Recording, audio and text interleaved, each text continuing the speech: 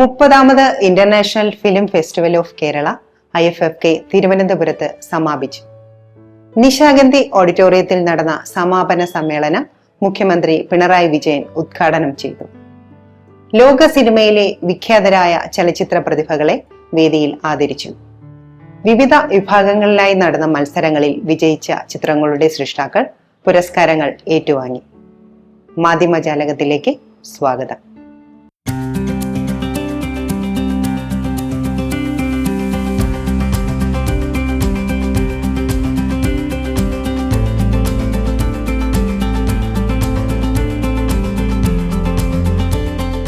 മറ്റു ചലച്ചിത്രമേളകളിൽ നിന്നും മൗലികമായി വ്യത്യസ്തമാണ് കേരളത്തിന്റെ അന്താരാഷ്ട്ര ചലച്ചിത്രമേളയെന്ന് മുഖ്യമന്ത്രി പിണറായി വിജയൻ പറഞ്ഞു.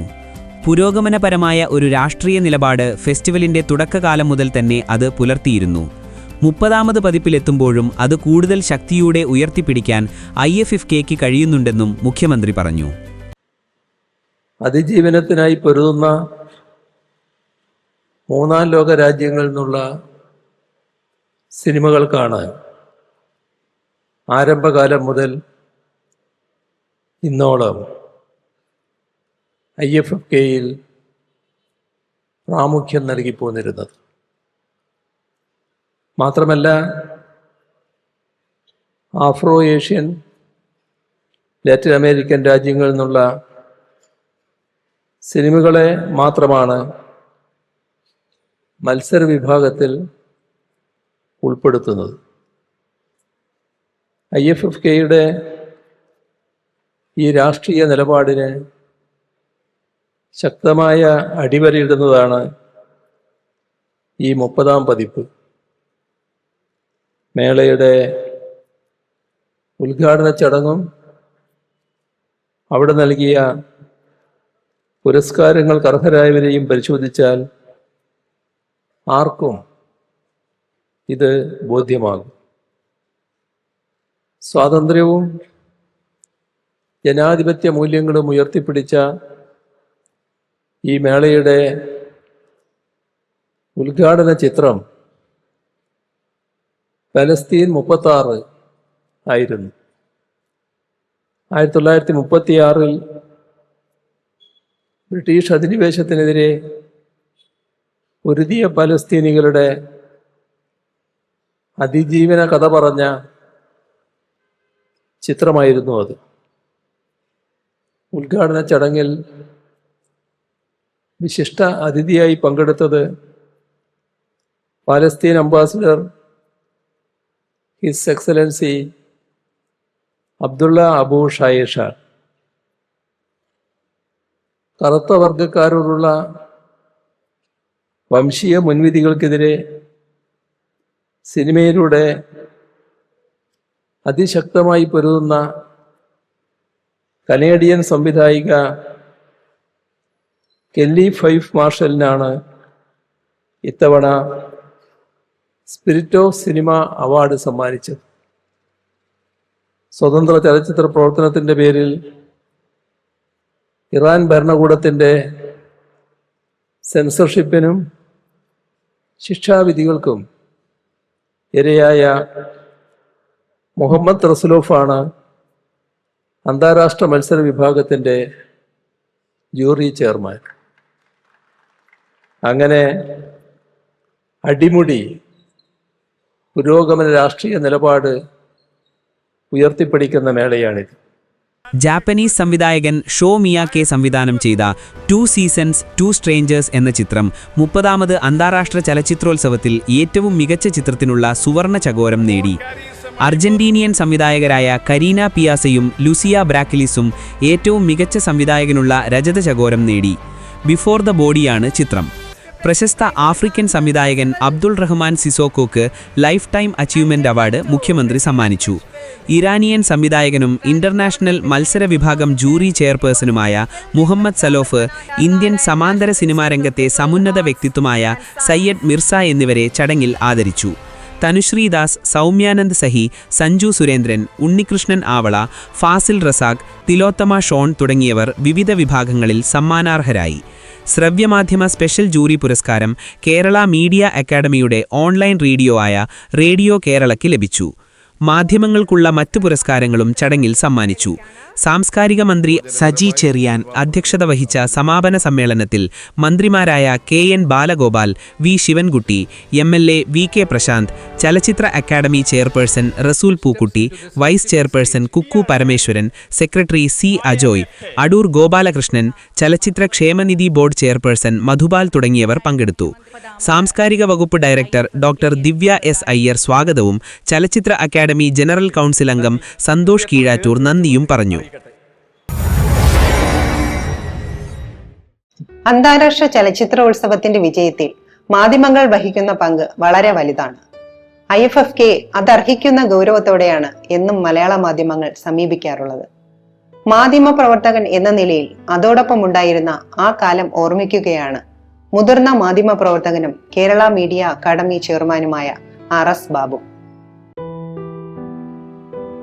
30 വർഷത്തെ സാർത്ഥകമായ യാത്രയുടെ കരുത്തും തിളക്കവുമാണ് കേരളത്തിൻ്റെ അന്തർദേശീയ ചലച്ചിത്രമേള. കോഴിക്കോട് തുടങ്ങിയ ഈ പ്രയാണത്തിൻ്റെ 2ാം പതിപ്പ് മുതൽ മേളയുടെ ഭാഗമാകാനും സിനിമകൾ കാണാനും മാധ്യമപ്രവർത്തകൻ എന്ന നിലയിൽ പങ്കാളിയാകാനും അവസരം ലഭിച്ചത് ഒരു ഭാഗ്യമായി കരുതുന്നു. മലയാളത്തിൻ്റെ സംസ്കാരത്തിനും സമൂഹത്തിൻ്റെ പുരോഗതിക്കും മാധ്യമ ലോകത്തിനും വലിയ സംഭാവനയാണ് IFFK നൽകിയിട്ടുള്ളത്. മലയാള ഫിലിം ജേർണലിസത്തിൻ്റെ സ്വഭാവം അടിമുടി മാറ്റിമറിക്കുന്നതിന് ഈ മേള ഉപകരിച്ചു എന്നതാണ് ഒരു മാധ്യമ പ്രവർത്തകൻ എന്ന നിലയിൽ ഒരു ശുഭ സൂചകമായി കാണുന്ന ആദ്യത്തെ ഘടകം. അതുവരയ്ക്കും സിനിക്കും കോഴിക്കോടിനുമൊക്കെ ആയിരുന്നു മലയാള മാധ്യമങ്ങളിലെ ചലച്ചിത്ര നിരൂപണത്തിൻ്റെ തലതൊട്ടപ്പന്മാർ. അവരുടേതായ മേഖലയിൽ വ്യക്തിമുദ്ര പതിപ്പിച്ചിട്ടുള്ളവർ തന്നെയാണ്. നിരൂപണത്തിൻ്റെ ശൈലി മാറ്റിമറിക്കാനും എങ്ങനെ സിനിമയെ കാണണം എന്നുള്ളതിൽ പുതിയ ഒരു അവബോധം മാധ്യമലോകത്തിന് തന്നെ നൽകുന്നതിനും നമ്മുടെ ഈ ചലച്ചിത്രമേള വലിയ പങ്കാണ് വഹിച്ചിട്ടുള്ളത്. ഫെസ്റ്റിവലിൻ്റെ വിജയത്തിന് മാധ്യമപ്രവർത്തകരുടെ പങ്ക് ഒട്ടും കുറച്ചു കാണിക്കേണ്ട ഒന്നല്ല. ഫെസ്റ്റിവലിൻ്റെ അവിഭാജ്യ ഘടകമാണ് മീഡിയ സെൻറ്റർ. ഈ മീഡിയ സെൻറ്ററിൽ 15ലധികം പ്രഗത്ഭരായ മാധ്യമ വിദ്യാർത്ഥികൾ സേവനമനുഷ്ഠിക്കുന്നുണ്ട്. അവർ ഇംഗ്ലീഷിലും മലയാളത്തിലും പത്രക്കുറിപ്പുകൾ തയ്യാറാക്കുന്നു, അഭിമുഖങ്ങൾ നടത്തുന്നു, അതിൻ്റെ വീഡിയോ ക്ലിപ്പിംഗ്സ് നൽകുന്നു. വളരെ വിപുലമായിട്ടുള്ളൊരു സംവിധാനമാണ് മീഡിയ സെൻറ്റർ. ഈ മീഡിയ സെൻറ്ററിൻ്റെ പ്രവർത്തന വിജയത്തിന് കേരള മീഡിയ അക്കാദമിയും INPRDയും പ്രസ് ക്ലബും പത്രപ്രവർത്തക യൂണിയനുമെല്ലാം പങ്കുവഹിക്കുന്നുണ്ട്. കഴിഞ്ഞ 6 വർഷക്കാലമായി മീഡിയ സെൻറ്ററിൻ്റെ മീഡിയ വിഭാഗത്തിൻ്റെ ചെയർമാനായി പ്രവർത്തിക്കാൻ അവസരം ലഭിച്ചത് സന്തോഷകരമായ ഒരു കാര്യമായി കരുതുന്നു. 30 ആണ്ടിലെ IFFKയുടെ യാത്രയിൽ മറക്കാനാവാത്ത ചരിത്രം ഒരുപാടുണ്ട്. എത്രയെത്ര അർത്ഥപൂർണമായ സംവാദങ്ങളാണ് ഉണ്ടായതെന്ന് സ്മരിക്കേണ്ടതുണ്ട്. അതിൽ ഇടം നേടിയ ഒരു സംഭവം ഓർക്കുകയാണ്. ഞാനിന്ന് ദേശാഭിമാനിയുടെ തിരുവനന്തപുരം ബ്യൂറോ ചീഫാണ്. ഈ ഫെസ്റ്റിവൽ റിപ്പോർട്ട് ചെയ്യുന്ന ലേഖകരിൽ ഒരാളാണ്. നയനാർ മുഖ്യമന്ത്രിയായിരിക്കുന്ന സമയം P. ഗോവിന്ദപിള്ള ചലച്ചിത്ര വികസന കോർപ്പറേഷൻ്റെ ചെയർമാനായിരുന്ന അവസരം.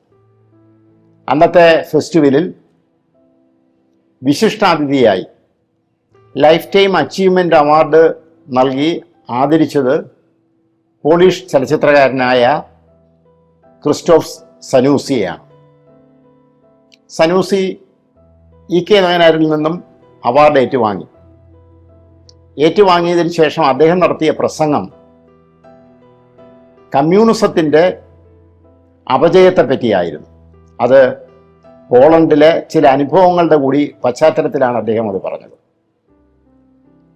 പിറ്റേ ദിവസം ക്യാബിനറ്റ് ബ്രീഫിംഗ് നടന്നപ്പോൾ മാധ്യമപ്രവർത്തകർ മുഖ്യമന്ത്രിയോട് ഈ കാര്യത്തെപ്പറ്റി ചോദിച്ചു. താങ്കൾ അവാർഡ് കൊടുത്ത ചലച്ചിത്രകാരൻ കമ്മ്യൂണിസത്തെ തള്ളിപ്പറഞ്ഞല്ലോ എന്നായിരുന്നു. നായനാർ അതിന് രസകരമായ മറുപടിയാണ് നൽകിയത്. അങ്ങേരുടെ സിനിമ ഒന്ന്, അങ്ങേരുടെ അഭിപ്രായം വേറൊന്ന്. അഭിപ്രായത്തെ നമുക്ക് തള്ളാം, അദ്ദേഹത്തിൻ്റെ സിനിമയെ നമുക്ക് സ്വീകരിക്കാം എന്നായിരുന്നു നായനാർ മറുപടി നൽകിയത്. ഇതേ ആശയം വെച്ചിട്ട് അദ്ദേഹം തൊട്ട് അടുത്ത ആഴ്ച തൻ്റെ കോളത്തിൽ, ദേശാഭിമാനിയിൽ അന്ന് മുന്നോട്ട് എന്ന പേരിൽ അദ്ദേഹത്തിൻ്റെതായ ഒരു കോളമുണ്ട്. ആ കോളത്തിൽ അദ്ദേഹം അതിന് തൻ്റെ നിലപാടുകൾ വിശദീകരിച്ചുകൊണ്ട് മറുപടിയും നൽകി. ഫെസ്റ്റിവലിനിടയിൽ ഇതുമായി ബന്ധപ്പെട്ട് സനൂസിയുമായി P. ഗോവിന്ദപിള്ള ഒരു സംവാദത്തിൽ ഏർപ്പെടുകയും ചെയ്തു. സനൂസിയുടെ സിനിമകളുടെ ഭൗതികമായ ആഴത്തെ വിലമതിച്ചുകൊണ്ട് തന്നെ അദ്ദേഹത്തിൻ്റെ കമ്മ്യൂണിസത്തെ പറ്റിയുള്ള നിലപാടുകളോട് വിയോജിക്കുന്നതായിരുന്നു PGയുടെ അഭിപ്രായങ്ങൾ. അതെല്ലാം ചലച്ചിത്രമേളയുടെ ഭൗതിക നിലവാരത്തെ, രാഷ്ട്രീയ സംവാദത്തെ ഒരു ഉയർന്ന പടിയിൽ എത്തിച്ചതായിരുന്നു. ആ ചരിത്രം പിൻപറ്റിക്കൊണ്ട് തന്നെയാണ് പിൽക്കാലത്ത് നമ്മുടെ മേള മുന്നോട്ടേക്ക് സഞ്ചരിച്ചിട്ടുള്ളത്. ഇന്നും പല വിഷയങ്ങളെയും ആസ്പദമാക്കി ഇപ്പോൾ തന്നെ ഏതാനും ചിത്രങ്ങൾ പ്രദർശിപ്പിക്കുന്നതുമായി ബന്ധപ്പെടുത്തിയിട്ടുള്ള വിഷയങ്ങളെല്ലാം വന്നു. ഇത്തരം കാര്യങ്ങളിലുള്ള സംവാദങ്ങളെല്ലാം ആശയതലത്തിലുള്ള സംഘർഷത്തിൻ്റെതാണ്. ഇങ്ങനെ ഈ മേള എന്നത് സിനിമകൾ പ്രദർശിപ്പിക്കുന്നതിന് വേണ്ടിയിട്ടുള്ള കേവലമായ ഒരു ഇടമല്ല, ആശയ പോരാട്ടത്തിനുള്ള ഒരു വലിയ വേദിയാണ്. ആ പാരമ്പര്യത്തെ ഉയർത്തിപ്പിടിച്ചുകൊണ്ടാണ് ഈ ഫെസ്റ്റിവൽ മുന്നോട്ടേക്ക് സഞ്ചരിക്കുന്നത്.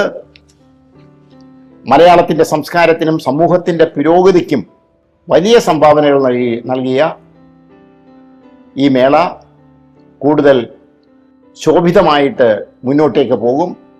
അതുകൊണ്ട് തന്നെയാണ് നമ്മുടെ വിരൽത്തുമ്പിൽ ഇന്ന് സിനിമകളുള്ള ഘട്ടത്തിലും സിനിമ കാണുന്നതിന് ആ സിനിമയിൽ വിവിധ രാജ്യങ്ങളിലെ, പലസ്തീനിലെ ആകാം, ഇറാനിലെ ആകാം, ആഫ്രിക്കയിലെ ആകാം, ലാറ്റിൻ അമേരിക്കയിലെ ആകാം, ആ രാജ്യത്തെ ജനങ്ങളുടെ സന്താപവും സന്തോഷവും എല്ലാം എന്തെന്ന് മനസ്സിലാക്കാൻ ആളുകൾ കൂട്ടായിട്ടിരിക്കുകയാണ്. അതുപോലെ തന്നെ മലയാളത്തിലെ പുതിയ തലമുറ സിനിമയെ പൂർണ്ണമായി പഠിച്ചത് IFFKയുടെ ക്യൂവിൽ നിന്നുകൊണ്ടാണെന്ന് നമുക്ക് നിസ്സംശയം പറയാം. ഈ മേളയിൽ വന്ന് സിനിമകൾ കണ്ട് വലിയ ചലച്ചിത്രകാരന്മാരായിട്ടുള്ളവരുടെ എണ്ണം ചെറുതല്ല. ഈ കേരളത്തിൻ്റെ മേള ഇന്ത്യക്ക് മാത്രമല്ല, ലോകത്തിന് തന്നെ മാതൃകയാകുന്നതാണ്. വാർത്താ പ്രാധാന്യവും കൗതുകവും നിറഞ്ഞ തിരഞ്ഞെടുപ്പ് കാല ചിത്രങ്ങളെ ഫോട്ടോ ജേർണലിസ്റ്റ് B. ചന്ദ്രകുമാർ വിലയിരുത്തുന്നു. ചിത്രജാലകത്തിലേക്ക് സ്വാഗതം.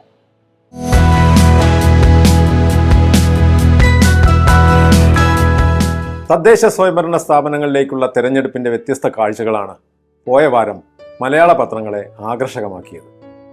തിരഞ്ഞെടുപ്പ് ഉത്സവത്തിൽ പങ്കെടുത്ത ഓർമ്മയ്ക്കായി വോട്ടർമാർക്ക് സെൽഫി എടുത്ത് സൂക്ഷിക്കാൻ നെയ്യാറ്റിൻകരയിലെ ഒരു പോളിംഗ് ബൂത്തിൽ സജ്ജമാക്കിയ സെൽഫി പോയിന്റിൽ നിന്നുള്ള ഒരു കാഴ്ച മാതൃഭൂമി പത്രത്തിൽ കണ്ടു. തിരഞ്ഞെടുപ്പ് ഡ്യൂട്ടിക്കെത്തിയ പോലീസുകാർക്ക് തോക്കും തിരയും നൽകുന്ന ഉദ്യോഗസ്ഥന്റെ ചിത്രവും മാതൃഭൂമിയിൽ കണ്ടു. തിരഞ്ഞെടുപ്പിന്റെ സ്പെഷ്യൽ ഡ്യൂട്ടിക്ക് ഇറങ്ങുന്ന സ്വന്തം മകൻ ഋഷി നന്ദിന് പോലീസ് ബാഡ്ജ് കെട്ടിക്കൊടുക്കുന്ന പോലീസ് ഉദ്യോഗസ്ഥയായ സിന്ധുവിന്റെ ചിത്രവും വ്യത്യസ്തമായി. മാതൃഭൂമി ഫോട്ടോഗ്രാഫർ വിഷ്ണു പ്രസാദാണ് അത് ക്യാമറയിൽ പകർത്തിയത്. LDF സ്ഥാനാർത്ഥി ഷമീറയും UDF സ്ഥാനാർത്ഥി ബീന ബാബുജാനും ഒരു പൊതിയിൽ നിന്ന് ചോറുണ്ണുന്ന ഫോട്ടോയും വ്യത്യസ്തമായി. പത്തനംതിട്ടയിൽ നിന്ന് ഏഴംകുളം നിസാർ റാവുത്തറാണ് അത് ക്യാമറയിൽ പകർത്തിയത്. ഇരുമുന്നണി ഒരു പൊതി എന്നാണ് ആ ചിത്രത്തിന് ക്യാച്ച്വേർഡ് നൽകിയിരുന്നത്. തിരഞ്ഞെടുപ്പ് പ്രചാരണത്തിന്റെ സമാപനം കുറിച്ചുള്ള കലാശക്കൊട്ട് അവസാനിപ്പിക്കാൻ പാർട്ടി പ്രവർത്തകർക്ക് ലാസ്റ്റ് വാർണിംഗ് നൽകുന്ന പോലീസ് ഉദ്യോഗസ്ഥന്റെ ദൃശ്യം കേരള കൗമുദിയിൽ കണ്ടു. ഫോട്ടോഗ്രാഫർ അജയ് മധു ആണ് അത് ക്യാമറയിൽ പകർത്തിയത്. 2 തിരഞ്ഞെടുപ്പ് കാലങ്ങളിലായി മലയാള മനോരമ ഫോട്ടോഗ്രാഫർ ഭഗത് മുനീർ പകർത്തിയ 2 ചിത്രങ്ങൾ ഒരുമിച്ച് പ്രസിദ്ധീകരിച്ചത് ഒരു കൗതുക കാഴ്ചയായി. 2020 കോവിഡ് പശ്ചാത്തലത്തിൽ നടന്ന തിരഞ്ഞെടുപ്പിൽ PPE കിറ്റ് ധരിച്ചുകൊണ്ട് വോട്ട് ചെയ്യാൻ സ്കൂട്ടറിൽ പോകുന്ന മലപ്പുറം സ്വദേശി MA മുഹമ്മദ് ഷിബിന്റെ ദൃശ്യമാണ് അതിലൊന്ന്. അന്ന് കോവിഡ് പ്രോട്ടോകോൾ കാരണം വിരലിൽ മഷി പുരട്ടിയിരുന്നില്ല. എന്നാൽ 5 വർഷങ്ങൾക്ക് ശേഷം ഈ തിരഞ്ഞെടുപ്പിൽ അദ്ദേഹത്തിന്റെ 2 വിരലുകളിൽ മഷി പുരട്ടി. തന്റെ വലിയമ്മയുടെ സഹായിയായി വോട്ട് ചെയ്തതാണ് രണ്ടാമത്തെ വിരലിലും മഷി പുരട്ടാൻ കാരണം. കഴിഞ്ഞ തിരഞ്ഞെടുപ്പിൽ മഷി പുരട്ടാത്തതിന്റെ കടം ഇപ്പോൾ വീട്ടി എന്നതുൾപ്പെടെയുള്ള കൗതുകമാണ് ഈ ചിത്രങ്ങൾ വായനക്കാർക്ക് സമ്മാനിക്കുന്നത്. ഫോട്ടോഗ്രാഫർ സമീദ് A ഹമീദ് പകർത്തിയ മറ്റൊരു കൗതുക കാഴ്ചയും മനോരമയുടെ 1-ാം പേജിൽ കണ്ടു. ഒറ്റ പ്രസവത്തിലെ കുട്ടികളായ ശ്രീഗംഗ, ശ്രീനന്ദ, ശ്രീകൃപ എന്നിവർ കണ്ണൂരിൽ വോട്ട് ചെയ്ത ശേഷം വിരലടയാളം കാണിക്കുന്ന ദൃശ്യമായിരുന്നു അത്. വോട്ട് ചെയ്യുന്ന പ്രമുഖരുടെ ചിത്രങ്ങൾ മിക്ക പത്രങ്ങളിലും കണ്ടു.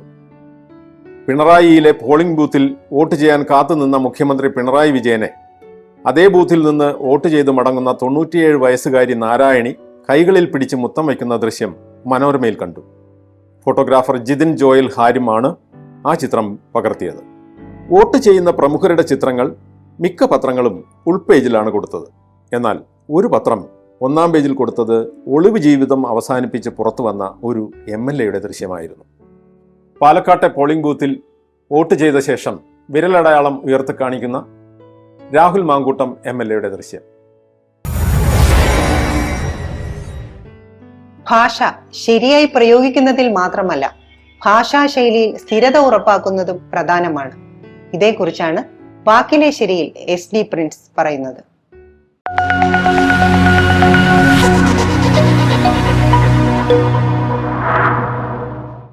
ഭാഷ ശരിയായി പ്രയോഗിക്കുക എന്നതുപോലെ പ്രധാനമാണ് ഭാഷാ പ്രയോഗത്തിലെ സ്ഥിരത ഉറപ്പാക്കുക എന്നത്.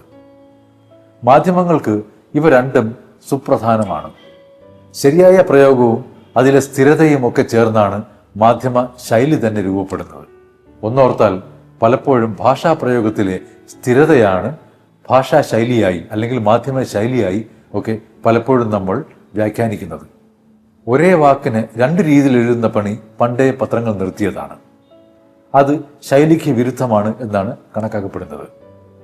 പക്ഷെ ചിലപ്പോഴൊക്കെ ഒരു പേജിൽ ഒരു വാർത്തയിൽ ഒരേ വാക്കിന് 2 രീതിയിൽ എഴുതുന്ന അവസ്ഥ ഉണ്ടാകാറുണ്ട്.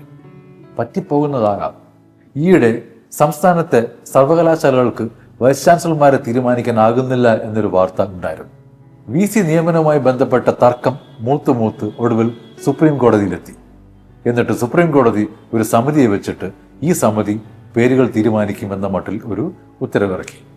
സമിതി നൽകിയ പേരുകൾ ഗവർണർ അംഗീകരിക്കുന്നില്ല എന്ന പരാതി സുപ്രീം കോടതിയിലെത്തിയപ്പോൾ സുപ്രീം കോടതി വിമർശനം ഉന്നയിച്ചു എന്നതാണ് വാർത്ത.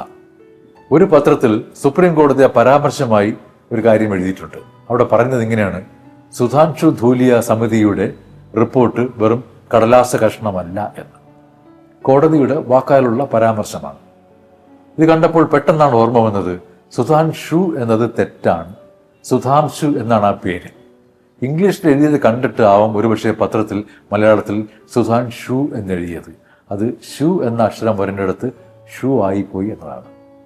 ഈ പേരിന്റെ കൃത്യത അറിയണമായിരുന്നെങ്കിൽ സുപ്രീം കോടതിയുടെ വെബ്സൈറ്റിൽ വെറുതെ നോക്കിയാൽ മതിയായിരുന്നു. അവിടെ ഹിന്ദിയിൽ വളരെ വ്യക്തമായി എഴുതിയിട്ടുണ്ട് സുധാംശു എന്നത്.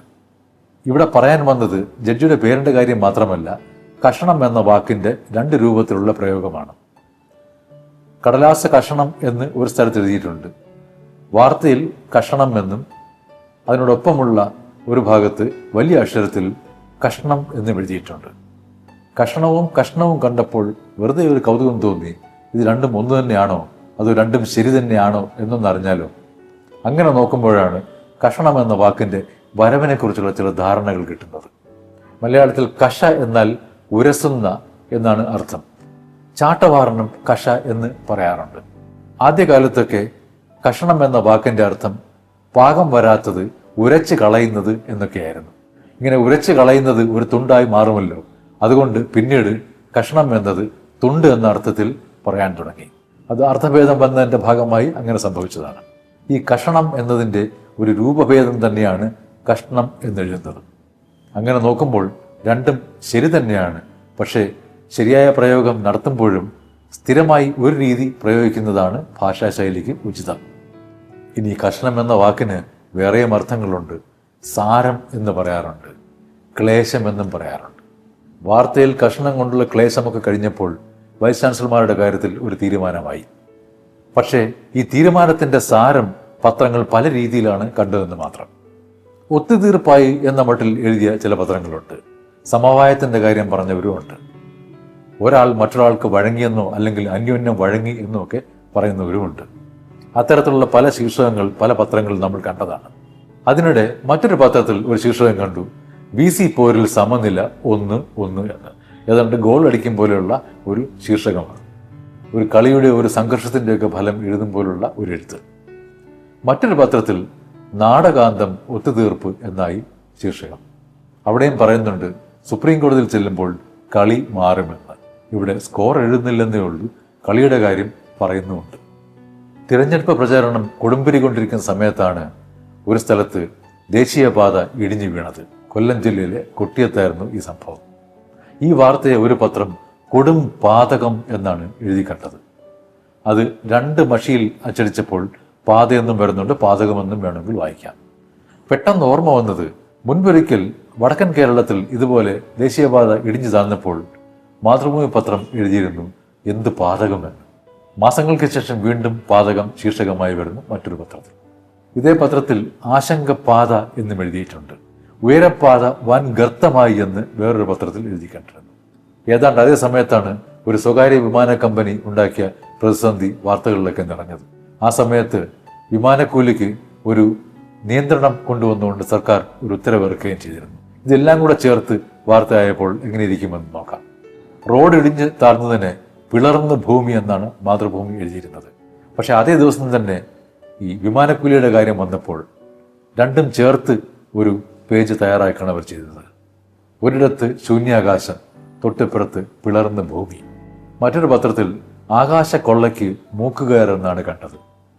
സരസമായ ഇത്തരം പ്രയോഗങ്ങൾക്ക് മൂക്കുകയർ വീഴാതിരിക്കട്ടെ എന്ന് നമുക്ക് ആശംസിക്കാനേ പറ്റൂ. മാധ്യമജാലകത്തിന്റെ ഈ ലക്കം അവസാനിക്കുന്നു. അടുത്തയാഴ്ച ഇതേ ദിവസം ഇതേ സമയം വീണ്ടും കാണാം. നന്ദി, നമസ്കാരം.